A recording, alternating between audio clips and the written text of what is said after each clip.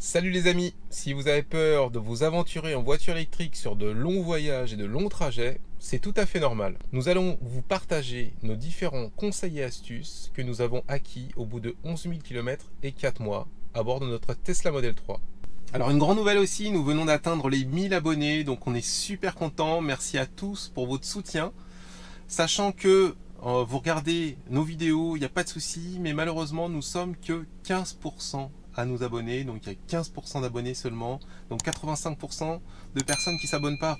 Donc faites-le, ce serait super, franchement, qu'on continue comme ça. En 4 mois, on a gagné 1000 abonnés, donc on y va, on s'abonne, on clique sur la cloche de notif et c'est parti. It's hard to breathe, but that's alright. Hush.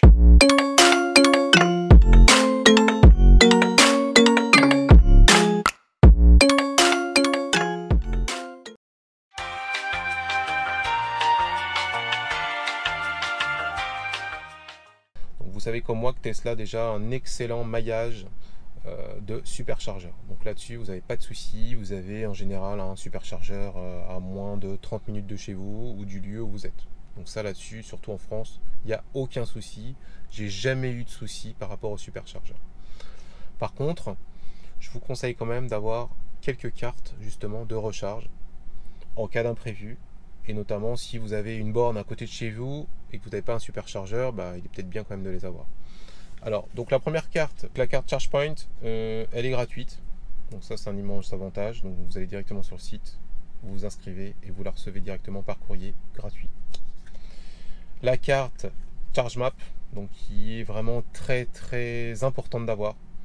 Cette carte, elle va vous permettre notamment d'accéder au réseau Total, qui est vraiment en train de s'étendre en France. Bon, Total c'est quand même assez cher, mais en cas d'imprévu justement ça peut être quand même bien de l'avoir. Et puis aux différentes bornes aussi que vous avez dans les différentes villes, et bien souvent ils vous demandent aussi cette carte ChargeMap. Voilà, donc alors cette carte ChargeMap, elle coûte 19 €, d'accord, donc sachez-le. Mais c'est quand même bien de l'avoir, donc je vous le conseille. Et enfin la troisième carte que j'ai achetée dernièrement, c'est la carte KiwiPass, d'accord. Elle était à 20 € aussi et je l'ai eu à 1 €, donc il y avait un code de réduction, je pense que c'est toujours actif aussi sur le site.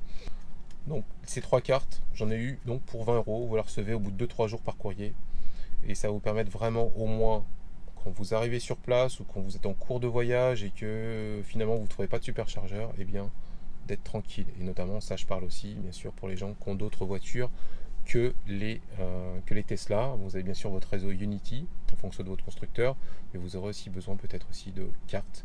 Et puis vous avez encore quelques magasins qui vous permet d'avoir de la charge gratuite. Donc ça, renseignez-vous au niveau des Leclerc, au niveau des Lidl, au niveau des Carrefour, mais c'est quand même de plus en plus rare. Donc je vous conseille vraiment d'avoir quand même des cartes en fonction de vos régions, en fonction aussi de vos lieux où vous allez. Renseignez-vous avant. Donc autre élément que vous pouvez avoir, ça c'est pas une obligation mais je vous le conseille grandement, c'est le badge télépéage. Ça va vous faire gagner un temps précieux quand vous passez les barrières de péage, ça vous évite en général pas mal de bouchons et de passer directement dans les zones 30, donc vous accélérez moins derrière et donc vous consommez moins. Sur VP, vous avez souvent justement des offres spéciales sur les différents partenaires. Si vous ne voyagez pas non plus tous les mois et que c'est souvent saisonnier, prenez la solution à 1,70 €. Donc en fait vous êtes prélevé de 1,70 € en plus pour les mois d'utilisation. Alors autre chose à préparer avant votre voyage, ce sont vos câbles. Donc pensez-y. Bien sûr, lors d'une supercharge, votre câble est fourni. Donc directement à la borne, ça, il n'y a pas de souci. Mais par contre, à côté, quand vous allez être sur une borne publique, vous avez besoin du câble correspondant à la borne publique, le type 2. Et puis prenez aussi votre câble qui vous permet notamment de vous brancher à votre maison. Donc le câble sur du 220 volts. Faites attention lors du branchement justement sur des installations que vous ne connaissez pas, de ne pas tout faire court-circuiter, et vérifiez bien aussi si la prise murale de la maison est sécurisée et n'a pas de soucis. Ce serait quand même bête d'avoir un incendie sur une installation que vous ne connaissez pas, mais en tout cas ça va vous permettre de vous sauver la vie. C'est lent, mais au moins vous rechargez votre véhicule et vous repartez le lendemain matin tranquillement. Alors autre point à vérifier avant le départ, c'est ce que vous avez comme borne à destination. Est-ce que vous avez des bornes gratuites, des bornes payantes? Donc pour cela, vous allez aller soit sur l'application ABRP, donc je vous conseille de l'avoir bien sûr toujours dans votre téléphone, l'application ABRP.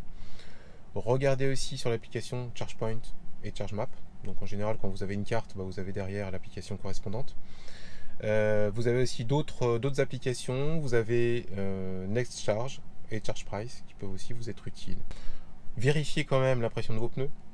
D'accord, donc elle doit être à peu près elle doit être à 2,8 kg. Vérifiez aussi l'état de vos pneus. Puisque les Tesla consomment un peu plus de pneus, usent un peu plus de pneus que d'autres véhicules. Et puis les autres points à vérifier, c'est juste le lave-glace. Et vous avez quand même aussi le liquide de frein à vérifier. Donc tout ça se situe à l'avant. Sinon, rien d'autre à faire. Donc ça, c'est vraiment justement du bonheur. Il n'y a pas d'huile à vérifier.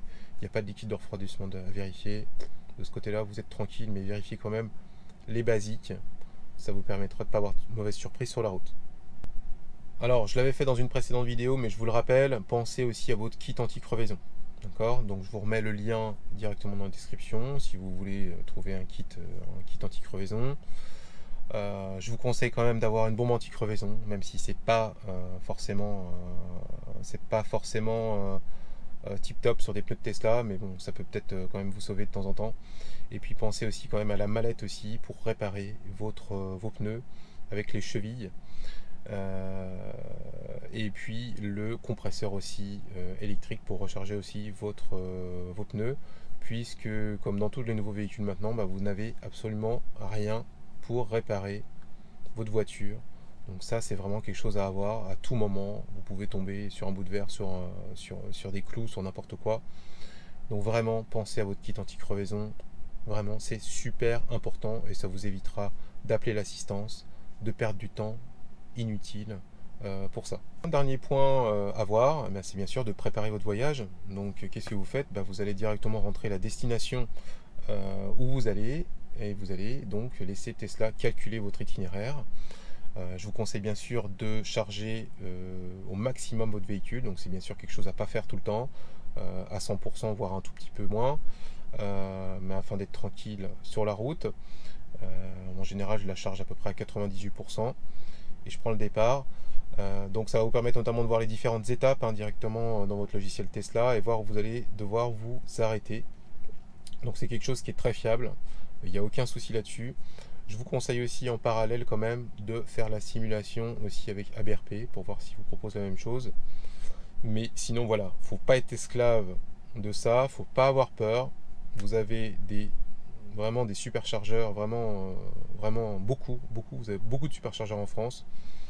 Donc là-dessus, vous n'aurez aucun souci, on n'a jamais eu de souci par rapport à ça, mais bien sûr, vous pouvez des fois avoir des impondérables, des superchargeurs qui sont en panne. Donc c'est bien quand même d'avoir repéré un petit peu sur ABRP aussi d'autres chargeurs qui pourraient être disponibles.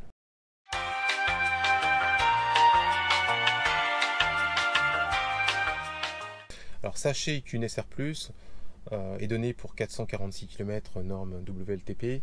Mais en réalité, quand vous faites de l'autoroute, vous allez rouler quand même à 130 et à 130, ça consomme davantage. Donc ça, faut le savoir. Donc maximum, ce que vous allez faire avec une SR+, ça va être du 300 km. Après, sur du long range ou de la performance, bien sûr, ça va être un peu plus. Donc, en gros, vous vous arrêtez toutes les 2 heures à un superchargeur. Vous faites à peu près 30 minutes de recharge et vous repartez. D'accord? Donc votre voyage, bien sûr, sera un peu plus long qu'avec une voiture normale. Ça, il faut pas le cacher.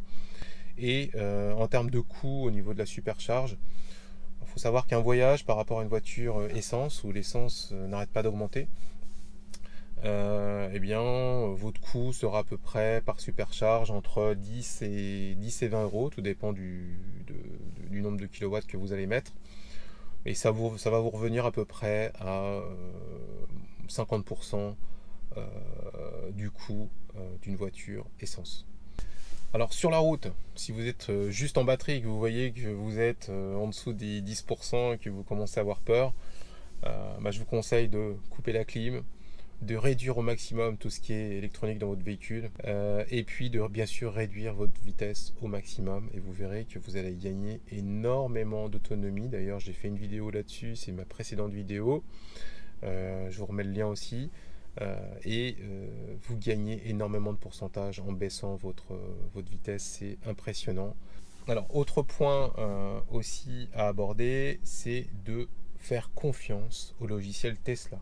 Le logiciel Tesla, par défaut dans votre véhicule, nous n'avons jamais eu aucun souci. Quand il vous dit de vous arrêter un superchargeur, faites-le. Même si c'est au bout de 150 km, vous auriez pu en faire beaucoup plus et que votre véhicule est à 40%, vous dites non mais attends, on s'arrête déjà, c'est pas possible. Faites-le, c'est peut-être que le superchargeur d'après est HS ou est surchargé. Donc faites vraiment une confiance totale, ne tentez pas le diable. Ce serait quand même bête de tomber en panne d'électricité, de s'arrêter au bord de la route et de faire appel à une dépanneuse. Enfin, nous allons aborder une dernière partie, c'est notamment quand vous arrivez sur place après votre voyage. Très peu de choses à faire, bien sûr. Trouver une recharge pas très loin de chez vous ou directement chez vous grâce au câble de charge en 220 volts dont je vous ai parlé. Sinon, vous trouvez aussi des charges aux alentours grâce aux applications dont je vous ai parlé dans ma première partie. Sinon, autre chose aussi, quand vous ne connaissez pas le coin, je vous conseille aussi de mettre le mode sentinelle. Ça m'est aussi arrivé de retrouver ma voiture rayée, même dans des endroits vraiment très calmes. Donc c'est quand même une sécurité d'avoir le mode sentinelle et pouvoir prouver si vous avez un souci. Donc voilà, cette vidéo touche à sa fin. J'espère qu'elle vous a apporté pas mal d'informations et qu'elle vous a rassuré aussi sur les voyages en électrique. Donc sachez que c'est tout à fait possible, que ça prendra peut-être un tout petit peu plus de temps. Et je vous ai donc partagé, enfin en tout cas j'ai essayé de vous partager un maximum d'expérience par rapport à ce que j'ai vécu pendant ces 4 mois.